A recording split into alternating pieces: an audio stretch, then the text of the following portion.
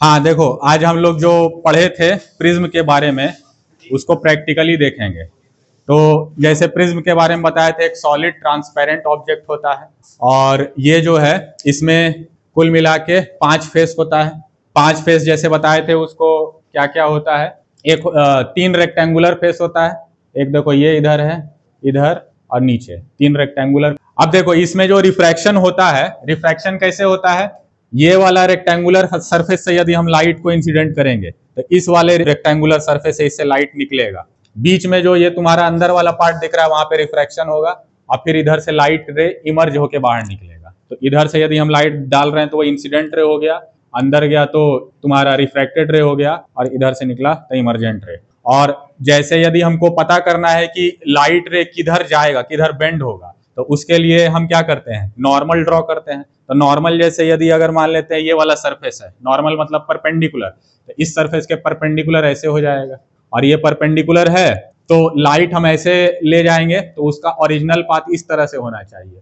लेकिन यहाँ पे रेयरर मीडियम है, एयर रेयरर मीडियम है, अंदर डेंसर मीडियम है ग्लास, तो रेयरर से डेंसर में जाएगा तो टुवार्ड्स द नॉर्मल बेंड करेगा। तो इस तरह से जा रहा है, नॉर्मल ऐसे है तो मतलब बेंड इधर होगा, ऐसे जा रहा है तो ऐसे बेंड होगा, ठीक। और उसके बाद फिर क्या होता है, सेकंड सरफेस से जब निकलता है तो इधर साइड में क्या होता है, इधर साइड में तुम्हारा जो रे ऑफ लाइट है ये अंदर वाला जो है ये हो जाता है तुम्हारा इंसिडेंट रे बन जाता है और बाहर जो निकलता है वो रिफ्रैक्टेड रे हो जाता है। तब इस केस में लाइट डेंसर से रेयरर में जा रहा है, तो डेंसर से रेयरर जब जाता है तो away from the normal bend करता है, तो ऐसे जाएगा और इसका ओरिजिनल पाथ इस तरह से है लेकिन बेंड करेगा away from the normal. Normal इस केस में क्या है, इस तरह से ये सरफेस है, इसके नॉर्मल परपेंडिकुलर इस तरह से, तो लाइट रे अब अवे फ्रॉम द नॉर्मल इस तरह से बेंड करेगा। अब देखो इसको देखेंगे लेजर के मदद से पहले।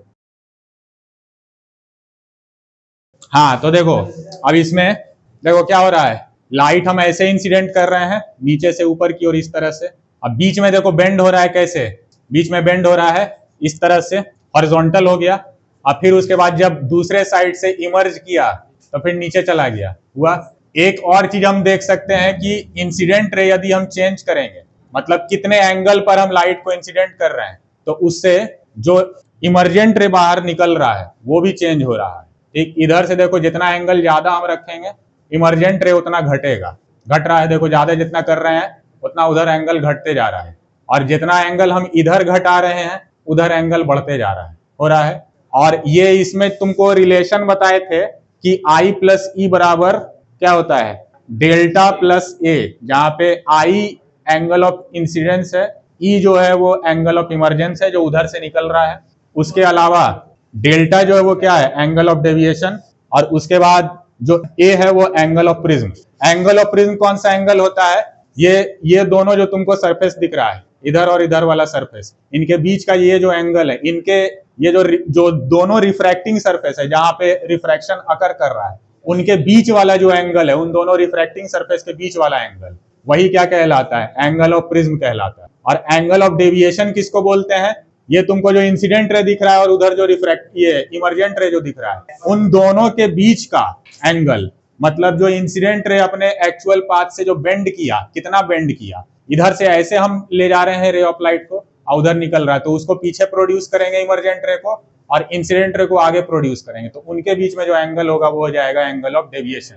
तो सारा एंगल जो है वो चेंज होगा, लेकिन इस तरह से चेंज होगा कि आई प्लस ई बराबर डेल्टा प्लस ए होगा। सो ये चीज जो है ये तुम लोग को एक्सपेरिमेंटली वेरीफाई भी करना होता है। लाइट है इसलिए इसका क्या हो रहा है, इसलिए इसका रिफ्रैक्शन हो रहा है, लेकिन यदि व्हाइट लाइट होता तो क्या होता, पूरा डिस्पर्शन होता, क्योंकि हर एक वेवलेंथ जो है वो अलग अलग एंगल पर बेंड होता है और उस वजह से सारा जो है अलग अलग एंगल पर बेंड होने की वजह से सभी का डिस्पर्शन हो जाता है। अब इसको जो है हम एक व्हाइट पेपर पर ड्राइंग पिन की मदद से जो है देखेंगे।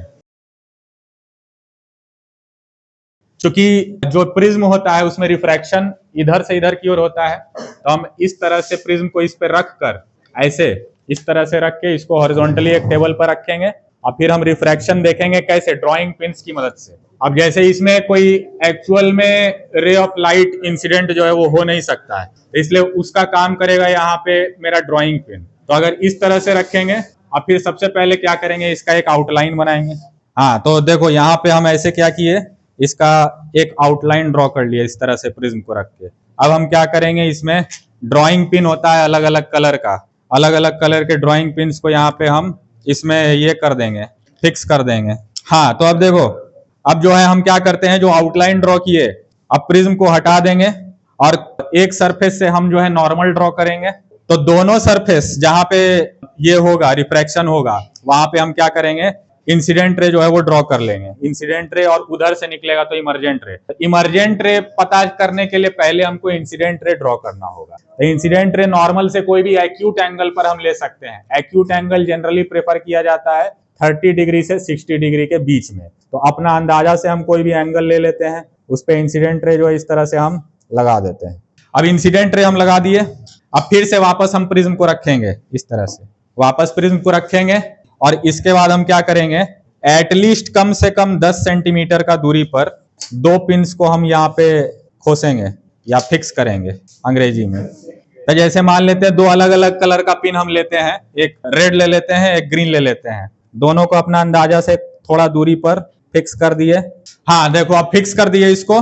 अब क्या करेंगे, अब जैसे याद है ग्लास स्लैब में कैसे देखते थे अपोजिट साइड से, उसी तरह से इसमें भी देखेंगे अपोजिट साइड से, और जो जो कलर का पिन लिए हैं वही कलर का पिन वहां पे हम फिक्स कर देंगे। अब देखो, अब इधर से हम देखेंगे, यहां से ठीक, इधर से, इधर साइड से हम देखेंगे, इधर साइड से हम देखेंगे तो एकदम बिल्कुल दोनों पिन जो है सीध में दिखना चाहिए।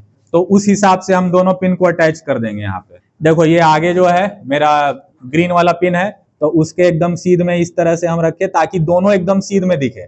तो एक यहाँ पे फिक्स कर दिए। अब जैसे ये एक और जो है रेड वाला पिन एकदम सीध में, इसको भी हम लगा देंगे, लगा दिए। अब इसके बाद प्रिज्म को वापस हटा देंगे और उसके बाद जहां पे दोनों फिक्स है वहां पे से फिर से पिन को हटा के, उसके बाद चूंकि दो पॉइंट से दोनों पॉइंट्स को ज्वाइन करेंगे तो एक स्ट्रेट लाइन हमको मिल जाएगा। अब इसको इस तरह से हम ज्वाइन कर दिए, तो ये हमको मिल गया इमर्जेंट रे। और जो इमर्जेंट रे मिला, ये हम देख सकते हैं कि दूसरे सरफेस पर एक पॉइंट पर इसको जो है टच कर रहा है। अब वहां से हम नॉर्मल ड्रॉ कर लेंगे, नॉर्मल ड्रॉ करके फिर उसके बाद रिफ्रैक्टेड रे जो है उसको अब अंत में हम मिला देंगे।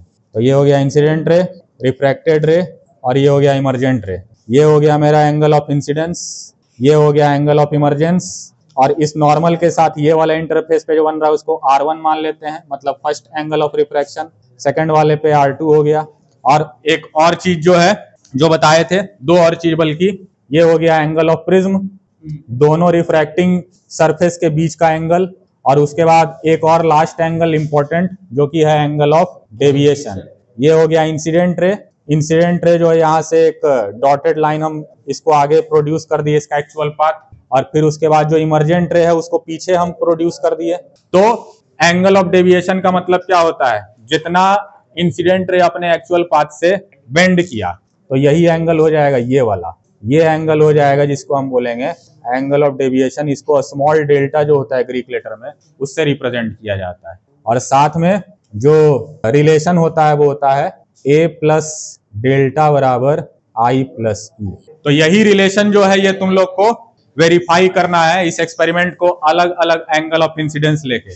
एंगल ऑफ इंसिडेंस को जैसे जैसे हम चेंज करेंगे उस हिसाब से तुम्हारा पूरा का पूरा बाकी सारा एंगल भी चेंज होगा, लेकिन इस तरह से एडजस्ट होगा कि ये पूरा का पूरा जो रिलेशन है a प्लस डेल्टा बराबर I प्लस ई, वो तुम्हारा रिलेशन हमेशा वैलिड रहेगा या हमेशा उसको फॉलो करेगा।